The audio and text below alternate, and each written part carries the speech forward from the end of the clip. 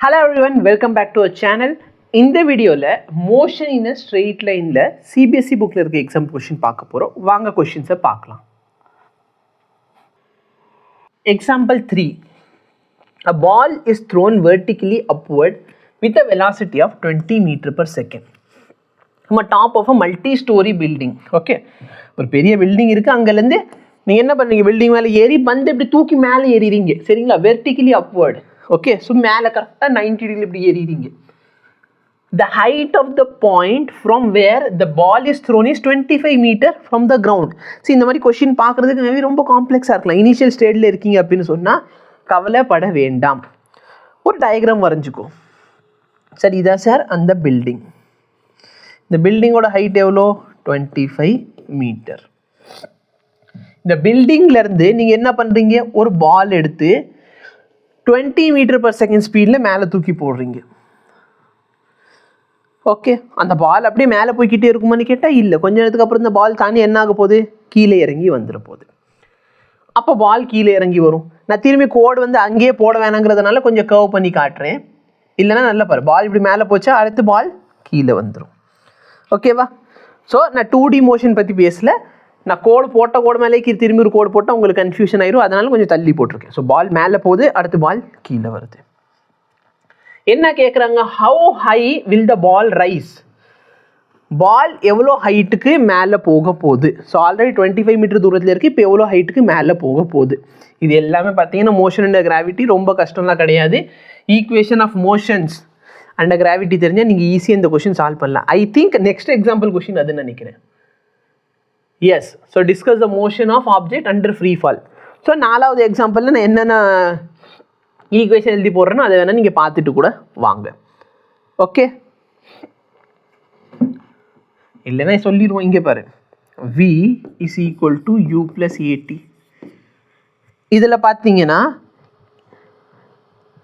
Final velocity என்ன ஆயிரும், object மேலே போக போகுது.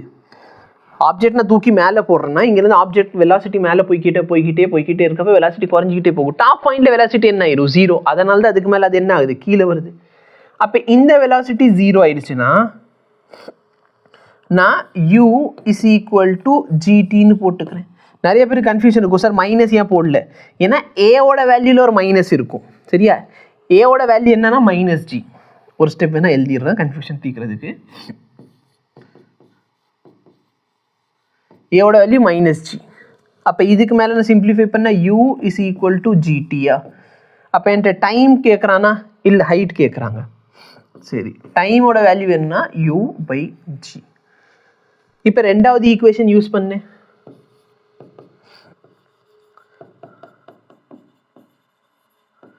ஆக்சுவலி இந்த இடத்துல ப்ளஸ்க்கு பதில் மைனஸ். ஏன்னா ஆக்சிலரேஷனுக்கு பதில் நம்ம ஜி போட்டேன். இந்த ஈக்குவேஷன் இந்த இடத்துக்கு வேண்டாம். ஏன் வேணாம்? ஏன்னா நம்மளுக்கு டைம் தெரியாது. அப்போ நீ ஃபஸ்ட்டு என்ன பண்ணலாம், இங்கே போய் டைமை கண்டுபிடிச்சி டைம் வந்து இங்கே சப்ஸ்டியூட் பண்ணால் எஸ் கிடைக்கும். இதுக்கு பதிலாக நீ 3வது ஈக்குவேஷன் யோசிச்சு பாரு. 2as, இந்த எஸ் வந்து ஹைட்டு, ஏக்கு பதிலாக நான் ஜீனு சப்ஸ்டியூட் பண்ணிக்குவேன். v square minus u square. Again இந்த ஃபைனல் வெலாசிட்டி என்ன ஆயிரும், 0. கரெக்டாக? உங்களுக்கு கன்வென்ஷனில் தெரியலன்னா நான் வேணால் ஒரு வீடியோ மாதிரி அப்லோட் பண்ணுவேன். உங்களுக்கு தெரியலன்னா கீழே எல்லாருமே கமெண்ட் பண்ணுங்கள், நான் சைன் கன்வென்ஷனுக்கு ஒரு வீடியோ அப்லோட் பண்ணிடுறேன். ஸோ இந்த ஈக்குவேஷன் நான் ஈக்குவேட் பண்ணால் எனக்கு என்ன கிடைக்கும்னா, இந்த S is equal to u square by 2g. Again ஒரு சில பேருக்கு டவுட், இந்த மைனஸ் எங்கே போச்சு? இதில் இருக்க மைனஸ் இந்த ஆக்சிலரேஷனில் ஒரு மைனஸ் அல்ல கேன்சல் ஆயிரும். So v square by 2g, இதுதான் ஃபார்முலா. ஓகே, இப்போ அவங்க என்ன கேட்குறாங்க, அந்த பால் எவ்வளோ தூரம் ஹைட் போகும்? இனிஷியல் வெலாசிட்டி தெரியும், என்கிட்ட இந்த எஸ் கேட்குறாங்க, இங்கேருந்து எவ்வளோ ஹைட் அது மேலே போக போகுது. அப்போ எவ்வளோ ஹைட் அது மேலே போகுதுன்னு கேட்டாங்கன்னா u ஸ்கொயர் எவ்வளோ ஸ்பீடில், 20 ஸ்பீடில். அப்போ 20 × 20 டிவைட் பை 2 × ஜியோட வேல்யூ 10ன்னு போட்டுக்கோ. முடிஞ்சா? அப்போ எவ்வளோ ஹைட் சார் மேலே போக போகுது, பால் 20 மீட்டர் மேலே போக போகுது. ஃபஸ்ட்டு கொஷின் முடிஞ்சு. How long will it be before the ball hits the ground? எவ்வளோ டைமுக்கு அப்புறம் பால் வந்து எங்கே வந்து படும், கிரவுண்டில் வந்து படும்னு கேட்குறாங்க. இப்போ நல்லா பாரு, நான் பாலை தூக்கி போடுறேன், இங்கேருந்து பால் மேலே போகுது. ஓகே, இனிஷியலாக 20 ஸ்பீடில் தூக்கி போடுறேன். மேலே போகிறதுக்கு கொஞ்சம் டைம் எடுத்திருக்குமா எடுத்திருக்காதா? கண்டிப்பாக எடுத்திருக்கும். நான் என்ன ஸ்பீடில் தூக்கி போட்டேன் அதை கிராவிட்டியால் டிவைட் பண்ணி எனக்கு டைம் கிடச்சிடும். என்ன டைம் கிடச்சிடும்? இங்கேருந்து இங்கே போன டைம். அப்போ பி கொஷினை சால்வ் பண்ண 2 மெத்தட்ஸ் இருக்குது. நான் 2வது மெத்தடை ப்ரிஃபர் பண்ணுவேன். பட் பரவாயில்ல, ஃபஸ்ட்டு இந்த மெத்தட் சொல்லி கொடுப்போம். 20 ஸ்பீடில் தூக்கி போட்டிருப்பீங்க, கிராவிட்டியால் டிவைட் பண்ணிங்கன்னா மேலே போகிறதுக்கு எடுத்துக்கிற டைம் உங்களுக்கு கிடச்சிட போகுது. எவ்வளோ டைம் சார்? 20, கிராவிட்டியோட 10.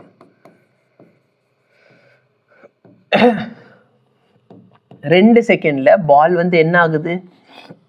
மேலே போய் சேர்ந்துடும். இப்போ பால் என்ன பண்ணும்? கீழே வரணும். How long will it take the ball before it hits a ground? கிரவுண்டில் வந்து படணும். அப்போ மேலே போகிறதுக்கு 2 செகண்ட். இப்போ பால் எவ்வளோ ஹைட்டில் இருக்குன்னு திங்க் பண்ணு. நம்ம இப்போ தான் கேல்குலேட் பண்ணோம். இந்த பால் 20 மீட்டர் மேலே போகும். இப்போ பால் மொத்தம் ஹைட் எவ்வளோ சார் இருக்குது? ஆல்ரெடி 25 மீட்டர், இப்போ ஒரு 20. அப்போ மொத்தம் 45 மீட்டர் ஹைட்டில் இருக்குது. ஏன்னா பால் வந்து திரும்பி வந்து கிரவுண்டை ஹிட் பண்ணணும். கரெக்டாக இல்லையா? ஆக்சுவலி இந்த கொஷினில் எனக்கு ஒரு டவுட். நம்ம என்சிஆர்டி சிபிஎஸ்சியில் விட்டுருவோம்.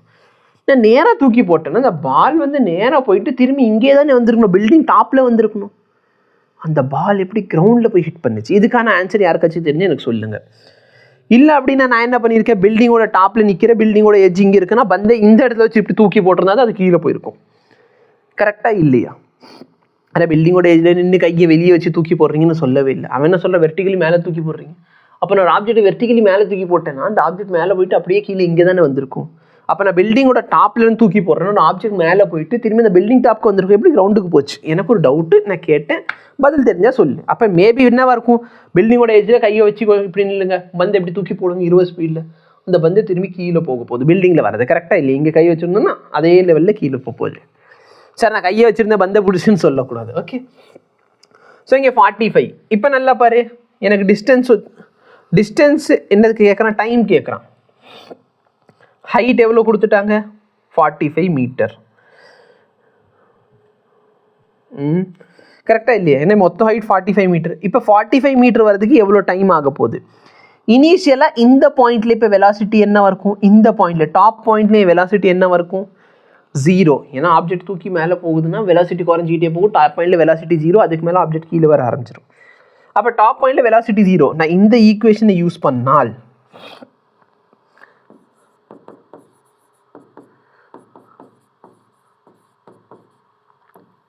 இந்த வெலாசிட்டி 0. ஏன்னா நான் எந்த கேஸ் எடுத்திருக்கேன்? நான் இங்கிலேருந்து கீழே வரது மட்டும் எடுத்திருக்கேன். அப்போ இந்த பாயிண்ட்ல வெலாசிட்டி 0.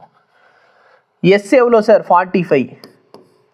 நான் -45 போடுறேன். ஏன்? ஏன்னா ஆப்ஜெக்ட் கீழே வருது.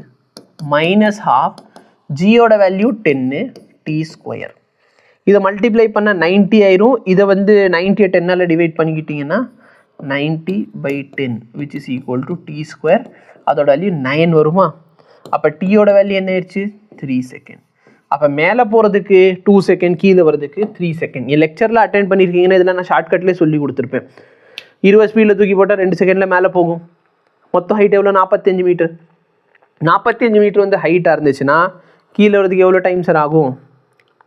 சொல்லு. 45 மீட்டர் ஹைட் இருக்குன்னா கீழே வரதுக்கு எவ்வளோ டைம் ஆகும்? 3 செகண்ட் ஆகும். ஏன்னா 1 செகண்டில் 5 மீட்டர், 2 செகண்டில் 20 மீட்டர், 3 செகண்டில் 45 மீட்டர், 4 செகண்டில் 60 மீட்டர், 5 செகண்டில் 125 மீட்டர், 6 செகண்டில் 180 மீட்டர் ட்ராவல் பண்ணும். இது எல்லாமே ஷார்ட்கட்ஸ். ஓகே, ரெண்டாவது மெத்தட் என்னன்னா, இந்த 2 ஃபார்முலா மேலே போகிறதுக்கு தனியாக கீழே வரதுக்கு தனியாக யூஸ் பண்ணுறதுக்கு பதிலாக நான் இந்த ஃபார்முலாவை தெளிவாக சைன் கன்வென்ஷனோட அப்ளை பண்ணால் எனக்கு ஆன்சர் ஒரே அடியாக வந்துடும். எப்படி சார்? நல்லா பாரு, இந்த பால் ஸ்டார்டிங்கில் எங்கே இருக்குது? இங்கே இருக்குது. ஃபைனலாக எங்கே இருக்குது? இங்கே இருக்குது. அப்போ பால் எவ்வளோ டிஸ்டன்ஸை ட்ராவல் பண்ணியிருக்கு? டிஸ்பிளேஸ்மெண்ட் சொல்லு. ஸ்டார்டிங்கில் பால் இங்கே, ஃபைனலாக பால் இங்கே. அப்போ டிஸ்பிளேஸ்மெண்ட் ஆஃப் த பால் இவ்வளோவா? கரெக்டாக இல்லையா? டிஸ்டன்ஸ் ட்ராவல் தான் மேலே போயிட்டு கீழே வருது. டிஸ்பிளேஸ்மெண்ட் எவ்வளோ? இதுதான் சார் டிஸ்பிளேஸ்மெண்ட். எவ்வளோ? 25 மீட்டர். மேலேயா கீழே? பால் கீழே வருது. அப்போ -25. இனிஷியல் ஸ்பீட் என்ன சார்? 20 ஸ்பீடில் தூக்கி போடுறீங்க. மேலே போச்சுன்னா பாசிட்டிவ் 20t -12 ஜியோட வேல்யூ 10 t². இதனை கேன்சல் பண்ணால் 5 வருமா? அதுக்கு மேலேயும் நான் 5 சரி ஒரு ஸ்டெப் எழுதுவோம். இந்த டேர்ம் எல்லாம் இங்கிட்டு கொண்டு வந்துட்டேன்னா -5 t² + 20t + 25 is equal to 0. நான் இது எல்லாத்துலேயுமே -5 காமன் எடுத்துட்டேன்னா t square plus -4t -5 is equal to 0. இப்போ நல்லா பாரு, மல்டிப்ளை பண்ண எனக்கு -5 கிடைக்கணும், ஆட் பண்ணால் -4 கிடைக்கணும். 5 1s are. இதில் என்ன பண்ணுவேன், இங்கே மைனஸ் போட்டு இங்கே ப்ளஸ் போட்டுருவேன். அப்போ மல்டிப்ளை பண்ண -5 ஆட் பண்ணால் -4 கிடைக்கும். So t square -5t plus t -5 equal to 0. t -5 ஏன்னா டீயை காமன் எடுத்துட்டேன், இங்கே ப்ளஸ் 1 காமன் எடுத்தால் t -5 is equal to 0. அப்போ t -5 is equal to 0 இல்லைனா t plus 1 is equal to 0. அப்போ t யோட வேல்யூ 5 இல்லைனா t யோட வேல்யூ -1. டைம் வந்து நெகட்டிவாக இருக்க பாசிபிலிட்டி இல்லை, அதனால் இந்த ஆன்சர் கிடையாது. t is equal to 5 seconds. ஓகேவா? ஸோ உங்களுக்கு எது கன்வீனியன்ட்டோ அதை யூஸ் பண்ணுங்க, சரிங்களா? ஸோ இதுதான் இதுக்கான சொல்யூஷன். இந்த 2 மெத்தடுமே நான் சொல்லி கொடுத்துட்டேன். டிபெண்டிங் ஆன் த பொசிஷன் நான் மாற்றுவேன், சரியா? சப்போஸ் நான் 2 ஃபார்முலா யூஸ் பண்ணுறதுக்கு ஒரு ஃபார்முலா யூஸ் பண்ணால் இந்த மெத்தட் யூஸ் பண்ணிக்கலாம். இல்லை சார் இது ரொம்ப ஷார்ட்கட்டில் டேரெக்டாக ஆன்சர் கிடைக்குதுன்னா இதை யூஸ் பண்ணுறது நான் ப்ரிஃபர் பண்ணுவேன். ஏன்னா 20 தூக்கி போட்டால் 2 செகண்டில் மேலே போகும், மொத்தம் 45 3 செகண்டில் கீழே வரும், ஆன்சர் 5 முடிஞ்சு. இதை ஷார்ட்கட். ஓகே, ஸோ இதான் இதுக்கு வந்து சொல்யூஷன். தேங்க்யூ.